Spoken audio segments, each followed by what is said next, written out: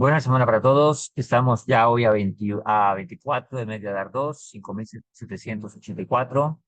Besrat Hashem, Besrat Ismaya. Iniciamos nuestra clase de hoy. Yom Revi, no, Yom Hamishi, perdón. Besrat Hashem. También estamos a día 3 del mes 4 del año 24, día quinto de la semana. Besrat Hashem. Seguimos en nuestro maravilloso libro Orjot Tzadikim. Estamos en el perdón de la vergüenza y con el favor de Dios, hoy terminamos. Dice el sabio, estamos hablando acerca de lo importante que es evitar avergonzar. Y aquí viene un punto muy importante que nos va a decir el sabio. Dice, hay que cuidarse mucho, avergonzar, de no avergonzar a nadie.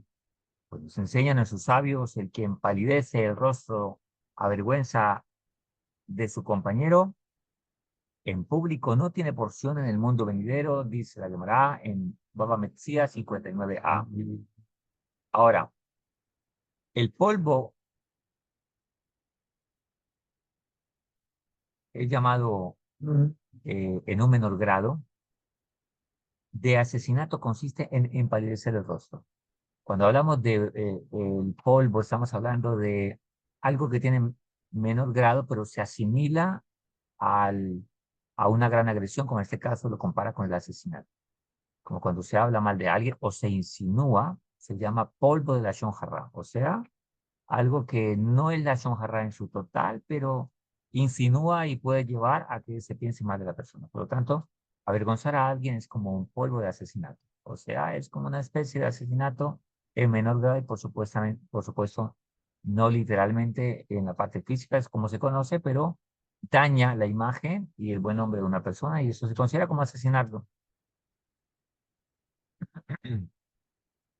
Por cuanto consisten en palidecer el rostro de alguien, ya que el color de la cara se desvanece cuando se le va la sangre del rostro y eso es similar a matar.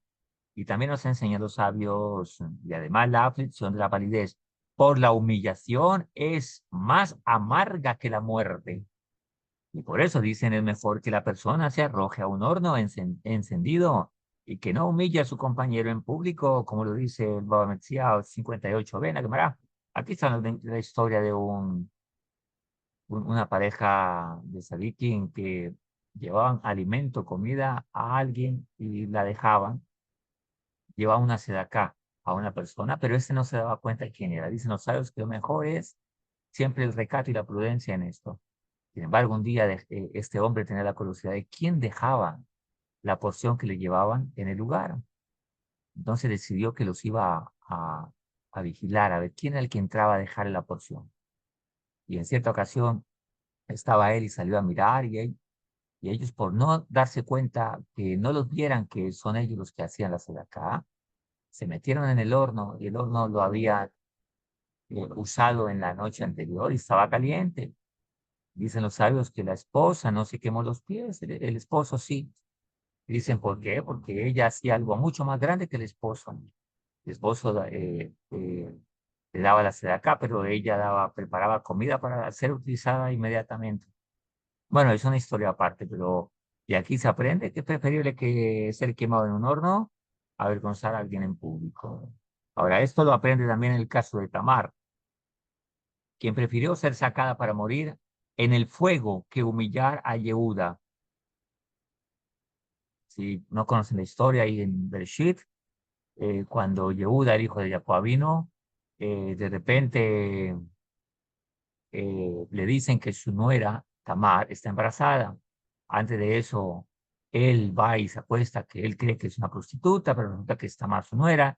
Esta ya no le daban al otro hijo de Yehuda, entonces dijo yo, eh, voy a hacer que, voy a llegarme a mi suegro entonces y quedar embarazada de él para poder tener un hijo que será de la descendencia de los reyes. Entonces, esa es la historia de antes. Y cuando le dicen, tu nuera está embarazada, ella podría haber dicho, yo quedé embarazada de él, pero para no avergonzarlo, dijo que estoy embarazada del hombre que el cual es dueño este bastón y este anillo. Y bueno, él reconoce que él es el dueño de eso y ya, yo soy culpable, ya es inocente, ese hijo de mí. El punto aquí no estamos hablando de lo que pasó, sino de no avergonzar. Así que ella estuvo dispuesta a morir en el fuego que humillar a Yehuda, porque la sentencia era que la iban a quemar. E incluso cuando se debe reprender la toira establece, haz de reprender a tu prójimo, pero no has de cargar el pecado por su causa. Va a ir 9:17, aquí se refiere a la vergüenza. ¿Cómo se debe reprender al compañero? Primero a solas y luego con amabilidad. Porque si se empieza directamente haciéndolo en público, provocándole vergüenza, por el pecado cometido es muy grave. Dice la Gemara en Arajim, dice, ve, y con mayor razón la vergüenza que pasa el compañero es peor si no merecía tal reprensión, ya que Jerusalén fue destruida causa, a raíz de la humillación, la que fue sometido Barcanza. Ahí está en el Tratado de Gitín, 55b, 56b, esto es una historia muy interesante. Eh, Barcanza, eh, un hombre hace una fiesta y le dice a su asistente, a su trabajador, ve y llame, y invítame a Barcanza, Barcanza, y él, habían dos eh, Barcanza, y él se equivoca y va e invita al que es enemigo del anfitrión, del anfitrión de la fiesta. Cuando este hombre ve a Barcanza en la fiesta, le dice, ¿tú qué haces acá? Bueno, tú me invitas, yo nunca te invité a ti. Yo invité al otro Gansa. Pero por equivocación el empleado le llevó la invitación al que era enemigo del anfitrión de la fiesta y le dice, vete de aquí, no te quiero ver aquí en la fiesta. Entonces Barcanza le dice, mira, no me humilles en público, están los sabios acá, está todo el mundo. Si quieres yo te voy a pagar la comida que voy a comer, pero no me eches. O dice, no te quiero, no quiero que me pagues nada, quiero que te vayas, no quiero que estés en la fiesta. Ok, te pagaré toda la comida, pagaré toda la fiesta, pero no me avergüences, no me eches de la fiesta así. No me importa, no quiero que me pagues nada, vete. Y lo avergonzó. Dicen los sabios, esa situación condujo a la destrucción de Jerusalén, porque este hombre resentido después fue, obviamente estaba resentido y habló con el emperador y bueno, vino toda una situación y los romanos al final destruyeron Jerusalén. Por lo tanto, hay que tener mucho cuidado de no hacer nada que provoque vergüenza a alguien. Incluso hay que cuidarse cuando se trata de estudiar Toira. Si cuando se estudia con alguien se da cuenta de que cometió un error, no es decirle te has equivocado, o ni entiende lo que dices, o avergonzarlo en público, o darle a entender que es muy ignorante o no sabe nada y que es un bruto. Ni nada que se le parezca, para no hacerlo pasar vergüenza. Mejor hay que decirle, mis maestros no me enseñaron que, o debe actuar como si no se hubiera dado cuenta de su error. Hay que tener mucha prudencia en esto y sabiduría en el caso adecuado, saber cómo actuar. Tampoco deben ponerse apodos a un compañero para no avergonzarlo, Baba Mencía 58b, o apodos que denigran de la persona o la por debajean. Hay cosas de cariño, ¿no? Hay muchos sabios que le dicen, él es una fuente de Torah, es una Torah andante, que dan cabot, no otros que avergüencen. O también decirle a una persona, tú eres o una Torah andante cuando sabe que es un ignorante y solo para avergonzarlo. Dios nos guarde todas esas cosas. A veces en el agite de las cosas no se mide en consecuencia de las palabras que se dicen o la forma en que se va a actuar.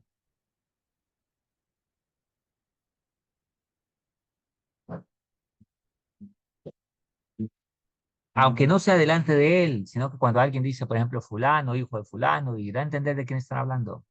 A veces cuando se cuenta una historia y alguien sabe de pronto de quién es la historia, no hay que decir, eso le pasó a tal persona. No, el punto no es hablar de la persona. O intentar de dar señas de su identidad hasta que se sepa de quién es, de qué se trata. No decirse ni en público ni a solas. Fulano quiso ofrecerme a su hija, pero yo la rechacé porque eso puede avergonzar a la familia, ya que con eso se está dando importancia a costa de la vergüenza de su compañero. Y también debe ser meticuloso en todos los aspectos para evitar que el compañero sufra algún tipo de vergüenza, por lo que pueda decirse de él, sobre todo cuando hay personalidades a veces muy folclóricas, o muy alegronas, o muy chistoretes, como decimos por acá. En medio de tanto fulgorio se puede salir una palabra imprudente y no medir las palabras o las actitudes y puede avergonzar a alguien sin darse cuenta. No es con mala intención, mucha gente, pero tenemos que cuidarnos. Y también debe ser meticuloso en todos los aspectos, entonces, para no avergonzar a nadie. Y siempre es preferible que la persona sea de los ofendidos y no de los que ofenden. Y de aquellos que, aunque escuchan que los avergüenzan, se abstienen de responder.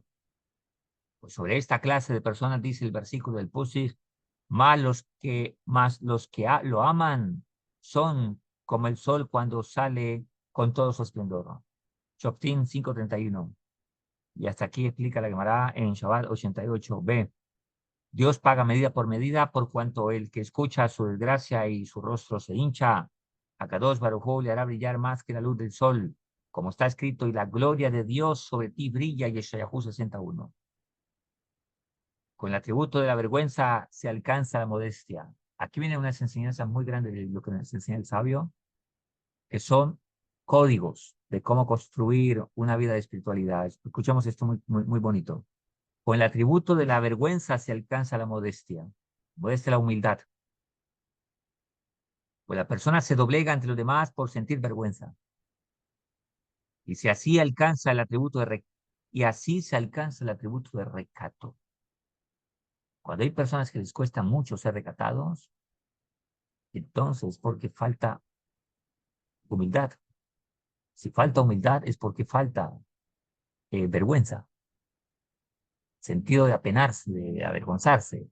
Lo contrario, la juspá, una persona atrevida, insolente, altanera. Alguien que cuando comete un error dice, oh, me avergüenza, no sabía que había cometido ese error. O sea que, pero cuando le dicen, mire que hiciste apenar a alguien, hiciste algo, y ¿qué me importa? Etcétera, etcétera. Mira que tal persona se dolió por lo que dijiste. No me importa. Dice, oh, le dice, "Ah, bueno, no fue mi intención. ¿Cómo hago para repararlo? Le pido disculpas. Bueno, yo tengo la razón, pero fui imprudente en lo que dije. Busca cómo remediar la cosa. Y sigue explicando el sabio.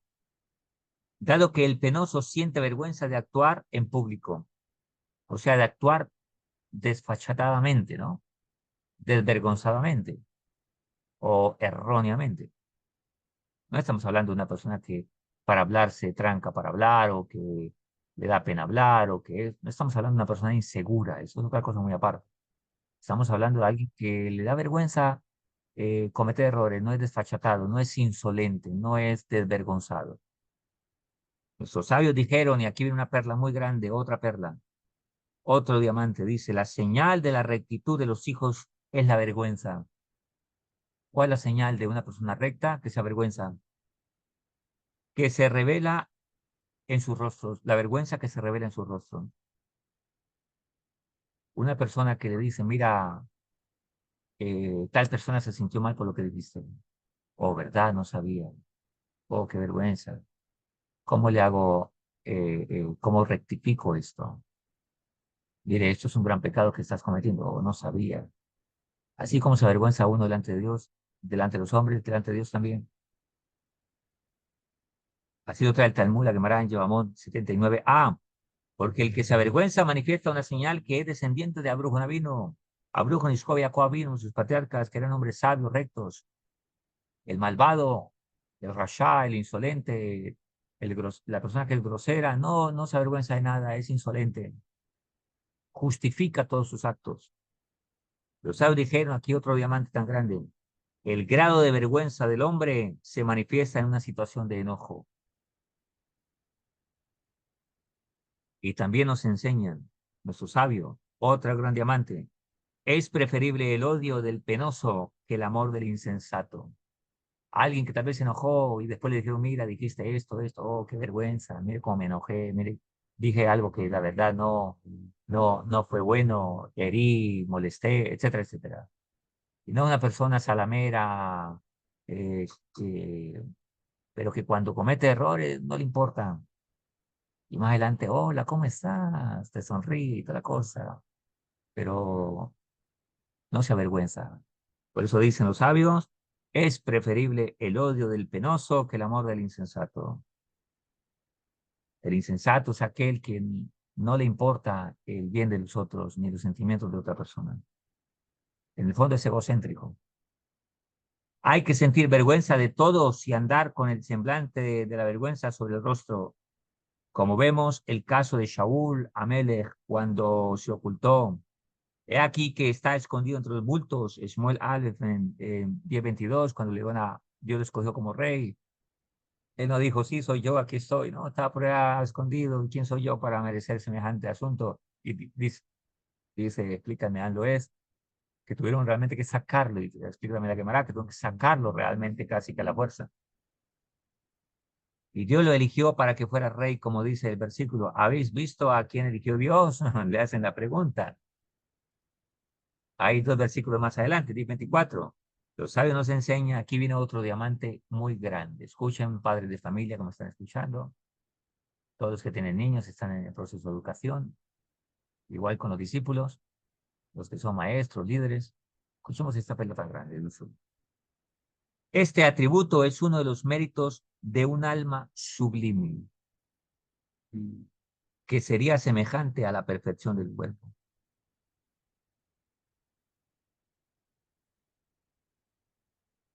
Cuando está el atributo de la vergüenza, significa que esa es un alma bonita, un alma linda, un alma bella, un alma que los errores son por ignorancia, los errores están por fuera, pero es un alma pura, un alma buena.